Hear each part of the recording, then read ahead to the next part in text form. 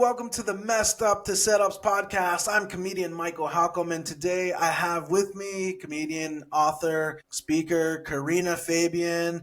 She just published a book yesterday. You're going to want to hear about it, so stay tuned. It's all messed up, yeah, everything's messed up. We're going from this mess up to the next setup. Everything seems so messed up, but it's just our setup. All right, I'm Michael Halcomb. Welcome to Messed Up to Setups. As I mentioned, I'm here today with Karina Fabian. Karina, this is our first time meeting. It's good to meet you. It's great to meet you. Thank you for having me. Yeah, absolutely. Thanks for carving some time out today. Well, let's just start with some of the basics. Where are you? And in Florida, I live 8 miles from Kennedy Space Center, which means that if a rocket happens to launch during this podcast, the house is going to shake. Interesting. So you watched the rocket launches, from your front yard, backyard? From the front yard. Yep. Wow. And literally, Yes. like, the house rattles? It rattles. Wow. So Oddly, it does not bother the dogs. do locals get frustrated by that? Do they love it? Like, what's the general consensus? Most of us are space geeks, so, this is a feature. Right on. Wow. So I know, like, the rockets tend to land in the ocean, but I've been seeing stuff in recent months, like with Elon Musk, like returning the rocket to its launcher, right? Like it. Yeah, they will land. I think that it's Launchpad 13, which is interesting because my husband's rocket company, Via Space, is actually renting that now. They're taking it over from SpaceX. SpaceX is going to try and land their rockets on a different pad. Whoa, wait, your husband owns a rocket business? He's the COO. Wow. Yes. Okay. I'm a sci-fi writer, so it is like just the match made in heaven. Wow. So is your husband, is he a rocket scientist? Is he a businessman? What is he? He is a rocket scientist. That's amazing. And he's Wow. learning to be a businessman. It's not his favorite part of the job, but he's good at it. Wow. Interesting. Very cool. So lots to, I'm sure. How long have you guys lived there? 7 years, 8 years, 5 in Okay. this house. Okay. So I don't know. That's a fascinating life to me. You're a sci-fi geek. He is a space geek. Well, you're both space geeks. So how did you guys meet? We actually met through a mutual friend who discovered my love for Star Trek. And I was in the military. We were both in the military. Okay. And I had met our mutual friend, Jeff Louie, and he was the first person that I had met in technical training in Texas who actually liked Star Trek. I'm a big time Trek fan. I used to attend the conventions. I wrote stories and won awards at the conventions. Wow. I had a poem on Klingon manners that my friend and I wrote about Klingon eating habits that took first place. And this is going to apply later. But when I found out our friend Jeff liked Star Trek, I got a little crazy. And I dragged him to my dorm to show him my Star Trek paraphernalia. And he looked at me and he said, "There's someone you need to meet." He called my husband up and said, "Talk to this woman." And this is the age of landlines, okay? I'm dating myself. Age of landlines. He says, "Talk to this woman." Hands me the phone. I said, "Live long and prosper." And he said, "I'll be right over." I opened the door and there's my husband standing there like this. Wow. Okay. So he knew that day, and it took me 10 days, but then I knew that this was the guy. Wow. But we actually, I mentioned that I had won a poetry contest with a friend of mine, and this was at StarCon in Denver. Okay. And when we won, this was also back in the day of bulletin boards, and I thought about putting a little note on the bulletin board that says, "If you want to meet the authors of On Klingon Manners, this is where we are." And then I thought, oh no, that's so arrogant. I can't do that. So I didn't do it. My husband was at that convention. He took the poem. He clipped the poem. He looked all weekend for me, and we never met. If I just put that stupid sign, I probably would have been married 2 years earlier. But he still had the poem. He still had the poem when we met. So that was one of two ways we could have met. And then also, my best friend was at the Air Force Academy. And my husband was also at the Air Force Academy. And his best friend was roommates with my best friend. They were both guys. And because we didn't do that in those days. So I could have met Rob if I'd gone to visit my friend at the academy, but I never did. Wow. So there were so many times. And then Rob actually met my father before he met me at the wrong end of a speeding ticket. My dad was a Colorado State patrolman. My husband had a sports car. So one day my dad's on patrol heading north on I-25. This is shortly after academy graduation. My husband is heading south on I-25, going 15, 20 miles over the speed limit. But he's just graduated. He doesn't care. The world is his. And he's got a radar detector right up there by his rearview mirror that will let him know if somebody's using radar to try and track his speed, right? So he's got no worries. He's going. He goes zooming past my dad, and my dad goes, I think that black sports car is going a little fast. So my dad, in a marked car, crosses the median and starts tailing my husband. Well, my husband's graduated. The world is his. He's got his radar detector. No worries at all. So he's going. He's not even paying any attention. My dad is a comedian himself, practical joker. So he said, I'm going to have fun with this guy. So he tracks his speed using VASCAR, which is a visual method and does not require the radar. Then he gets up on the bumper of my husband's car. But my husband doesn't notice. He's graduated. The world is his. He's got a radar detector. It's all good. My father takes his radar gun and turns it all the way up to full. Hits the gun, the lights, the siren, all at the same time. In my husband's car, he goes from music to and the siren's going off and the lights shining in his rearview mirror. He hit the roof. My father saw the roof bend. So he pulls him over, gives him a ticket, says, hey, congratulations on graduating.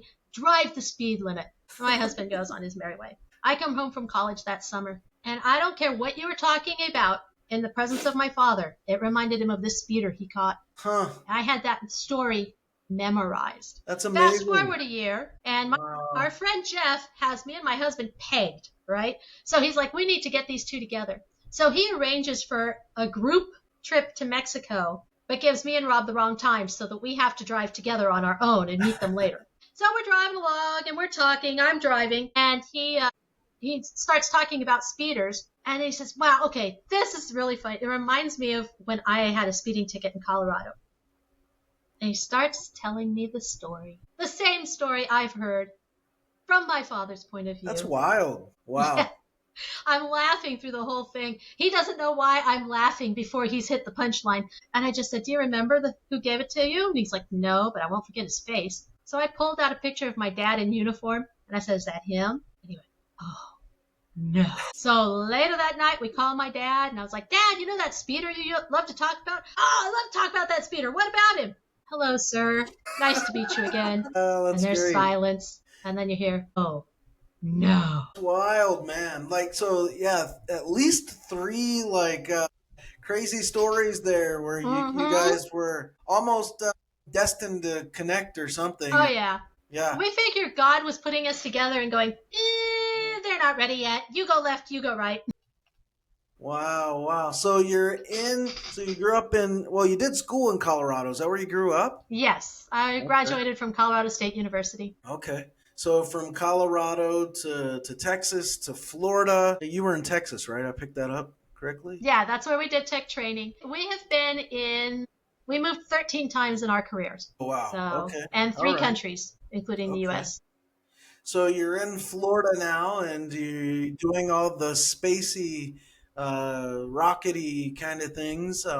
Sounds like a pretty interesting life. How in the world did you get into stand-up comedy or comedy in general? Well, I'm 58 now. Okay. And when I was 54, I had a cancer scare and was also starting to feel like a little stale in my life. And I really didn't want to go the whole full midlife crisis thing. So I thought, you know what? I've always wanted to be on stage. So I think I'm going to go take a comedy class. And Orlando Comedy Club, which is now called Funny Bone, had this great teacher, Carmen Valone. And so I took the class from him and had so much fun with it and learned so many things that I cannot repeat to a clean audience. I knew that I was a little naive, but man, talking to some of those students and hearing their routines, I was like, there are things I did not know. And it made for some very interesting late night conversations with my husband. I think I fell a little bit off that pedestal he had me set on. So I did that. And then I've mostly been doing conferences and church events and things because I do not like to tell dirty or raunchy jokes. And I Yeah. also don't like to tell jokes that might hurt someone's feelings. So Right. it's limited my comedy just a little bit. Yeah, but I think, But you I know what? mean, I and like it. certainly like in terms of content, it limits, but I think in terms of opportunity, it opens doors, in my opinion. I mean, it Yeah. closes some doors too. I just experienced it last Sunday. I was talking with a booker via email, and this booker said, "Well, I don't book Christians. I'm a Christian, right? Mm, I don't book Christians." Which is, this person was acting on behalf of a national corporation, so I'm like just shocked that this person's like yeah. saying this, and That's because I'd wow. worked already with this organization a dozen times or so, and but in general, I do think that working clean opens way more doors than it closes. Yeah. That's just And my especially for own. the kind of things that I would want to do, because I am not a bar kind of person. Yeah, I don't drink. I really don't enjoy being in that yeah, scene. So, they right, say that open mics are the way that you have to, cut your teeth as a comedian. And right. I'm like, well, I'm going to be a lot like this then, because I ain't going to that open mic. Yeah. No, I get that. And I still do go to open mics.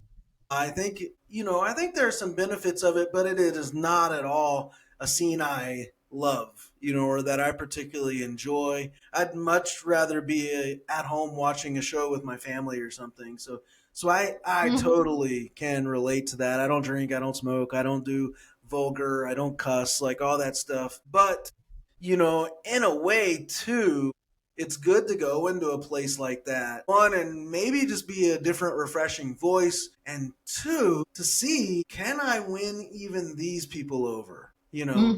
And the answer has, yeah, Ben, yeah, I can. I found that I can, I did last week. I went into a new open mic space and did 4 minutes, and only two jokes didn't. Well, there's really one joke didn't land, but that was a new joke I was trying out, so it was good stuff. So you've been doing comedy for 4 years. Hopefully. You've been doing church events and conferences and whatnot. What do you write? Like, what's your writing routine like? When do you write? How do you write? I'm I am a writer by trade, so I am constantly writing. I have several book series that I write in. A couple of them are straight out comedy. The one that I just this yesterday published a book called Mensa Magic and Mayhem. And it's the Okay. 10th book in my Dragon Eye series, which is about a snarky dragon who is working in our world as a private detective. Like Dragon IPI over there. Yeah. So I'm trying. There it is. Mensa There it Magic and is. Mayhem. Yeah. Mensa Magic and Mayhem. Yes. So All right. this one, he actually gets to go to Florida with his partner, who is actually a nun from the fairy world that can work magic. And they are babysitting the fairies at a Mensa convention. But people don't understand dragons, and the fairy are just having their own free for all with magic involved. And so it's a lot of chaos and a lot of fun. And so I just put that one out. It's actually a revision of the Okay. very first novel that I ever wrote, uh, that came out in 2009. And I've improved the universe, added a superhero. So my superhero had to be in here too. That's where Okay. the moles came. The superhero is back home dealing with the moles of unusual size. All right. Yes. Interesting. So, So you yeah. are writing books a lot. Hmm. There's Yep. This is my the other series. other Sorry. series, Space Trapes. Space Trips, hold my beer. If you like Star Trek, these are Okay. Star Trek parodies. Okay. All right. Yeah. So rather than Starfleet, you've got Hugh Fleet, which is like a subset of the Union. And just basically, I take the old episodes and I just parody the world out of them, and with my own crew. And they're so much fun to write. I'm actually getting ready to publish book 9 in that series. All right. Interesting. So yeah, lots of series here. So you're writing all these books. When does joke writing happen? Like, does it happen? Whenever I get inspired. Whenever you get inspired. The And what? jokes tend to just sort of pop in my head, usually when Okay. I'm driving or I see something going on, or I get asked to do a performance and they say, "Hey, could you tell some jokes about this?" Then yeah, I will start writing. Like this in June, I had a performance for Live Inspired Brevard, which is for survivors of cancer and also people that live with long-term illnesses. Now, like I said, I had a cancer in when I was 54. I don't know, 4 years ago, and so I made up jokes about my hysterectomy. You would not think that's a hysterectomy. Huh?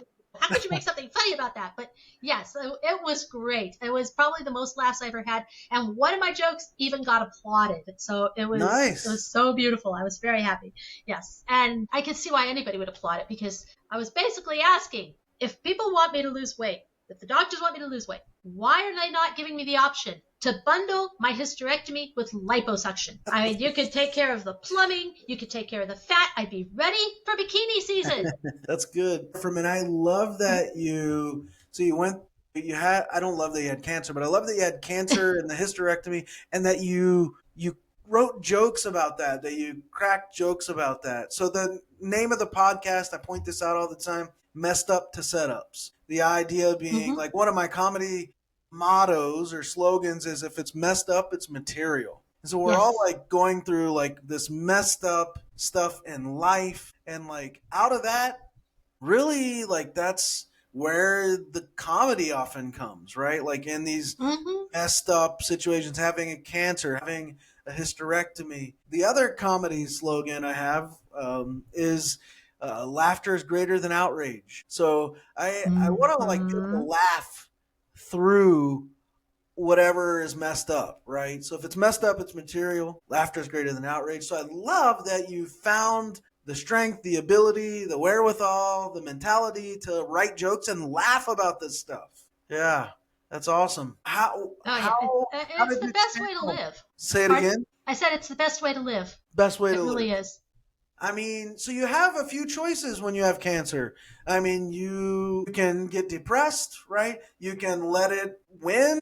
You can laugh in its face. And I love that you chose to laugh in its face. And there's this an old song lyric? You know, if you can, I can't remember the exact lyric, but it's essentially like, if you can laugh in the face of something, you're bulletproof. And, you know, I think about that very, very often. You know, whenever I'm confronted with a problem or something, am I able to laugh in the face of this? Isn't it interesting how some people like I don't know, me and you, like the initial, I don't know, maybe it's not the initial, but the response is to laugh. Like, but for some people that makes them so uncomfortable to laugh at, you know, the trauma, the drama, the mishap. Yeah, I think people feel like it cheapens it somehow. But, you know, I used to have a friend that would talk about owning her tragedy. And I'd be like, I don't want to own that. It's like, please let me downsize that. Right. I just want to throw that away. I don't need it. So now I just use it for material. But yeah, my one of the things when I was a parent with very young children was they'd do something and I'd go, I can laugh about this in 10 years. Right. So I may as well just laugh now. And I had much more fun that way. Man, now, I need to be reminded of that. So thank you. Yeah. Yeah. Boy, parenting is, you know, I got 3 teenagers right now. So bless your heart. It's challenging in so many ways. Yes. Yeah. Well, So I have 4 adult children, but 3 are still living at home. Somehow I weaned them from the breast, I weaned them from the bottle, but I can't wean them from my house. it's the Rockets. They want to be around the Rockets. Yeah, they want to be. They enjoy being spoiled by mom and dad. But So you're in the Orlando area. That's where you're. Merritt Island, so it's on the coast, but it's about the same latitude. Okay, interesting. Merritt Island. I've never heard of that. Yep. Okay, fascinating. You've heard of Cocoa Beach? I believe I have heard of Cocoa Beach. Never been there. I That's have been kind to of next Orlando. to Cocoa Beach. I've been to Orlando. I've been to Jacksonville. Jacksonville's on the other side, right? Jacksonville is north of us. So Okay. basically, if you're in Orlando, You just go east until you hit us. Gotcha. And if you keep going, you'll get to Cocoa Beach. And if you keep going, you'll be in the ocean. Last time I was in Orlando, I was playing college soccer, and we had like the championships were in Orlando. So that was my last trip there. I bungee jumped at some theme park, I remember. That was cool. That's why I took comedy. Safer than bungee jumping. At least less scary. Wow. So I mean, it's an interesting life you're leading. Your husband's a a rocket scientist. You're authoring, speaking, doing comedy, still hanging with your adult kids. Interesting. You're in Florida of all places. So seems like ripe for comedy writing, comedy performing. Yeah. Well, this area is really great for comedy, especially Orlando. There are so many clubs and things, most of which I don't go to because I don't want to drive 45 minutes to be in a smoky bar. But right. I have done a few kava bars. Okay. And a couple of restaurants. So okay. There's one called Tide's Tea House. Okay. So. All right. And I mean, do you have anything coming up? Do you have anything on the calendar? I'm going to work to do a routine for Ascension Church, the Catholic Ladies Club. Okay. And I was like, well, hey, what do you want me to talk about? I can do Bible jokes. I can probably do some Pope jokes. God gave me a few Pope jokes, but they're all in Latin, so it's not helping me. That is not the way to answer my prayer. That's great. But they said, actually, our group is a little bit older. Why don't you do some jokes about being older? And I was like, I feel typecast. In Latin. That's good stuff, too. Yeah. You knew that was the right Pope joke when the smoke started coming out of the smokestack, right? Uh-huh. Or my ears. Yes. I was praying so hard, and then the white smoke comes out, and I don't have a joke. Cool. So you're going to talk to you got a little gig coming up there with the Catholic Ladies Group. That's fun. Mm-hmm. Well, cool. What was you going to say? I cut you off there. I was going to say, I've been invited to one in Texas, which would be the first time well, no, I can't say that. I've done a couple in Chicago for a conference, but I was going to that conference anyway.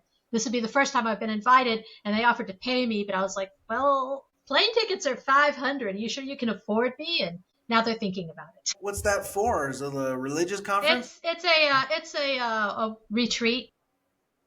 Great, excellent. Wow. All right.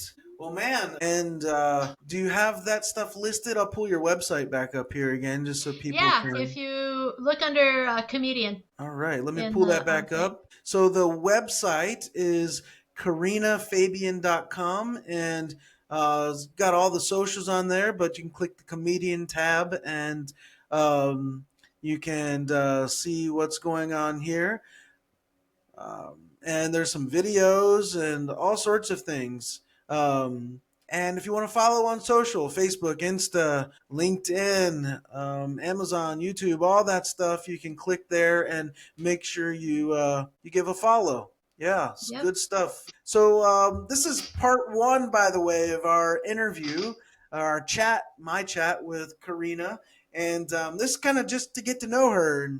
And part two of our discussion, which you should subscribe to the podcast on Spotify, iTunes, or YouTube so you know when new episodes come out, or michaelhalcomb.live. We post them on there as well. But part two will follow, and in that, Karina's going to bring a joke that she's working on. We're going to kind of workshop it, see if we can punch it up a little bit, and then we'll have some random prompts, as we always do on the podcast when guests come around. And we'll work on making some jokes there. But for now, head over to karinafabian.com and check out her new books and her upcoming comedy and follow her and all that stuff. And once you've done that, head over to michaelhalcomb.live and give a subscribe there. And you'll be up to date. I do a daily blog on comedy. You can sign up. You can get my comedy class on Udemy and all that stuff. So, by the way, I mentioned this too. We have a private Facebook writing group where we workshop jokes and stuff with each other. Karina, you should join that. It's a good group. That's called the Joke Writers Lab. So if you're watching or listening and you're interested in that, you can find the link on michaelhalcomb.live as well. Karina, thanks for coming on and doing the first part of our conversation here. It's nice to meet you. I'm glad to be here. And for those of you Yeah, it's been fun. For those of you watching or listening, again, stay tuned and subscribe. I'm going to stop here and say we hope that helps. It's all messed up, yeah. Everything's messed up. We're going from this mess up to the next setup. Everything seems so messed up, but it's just our setup.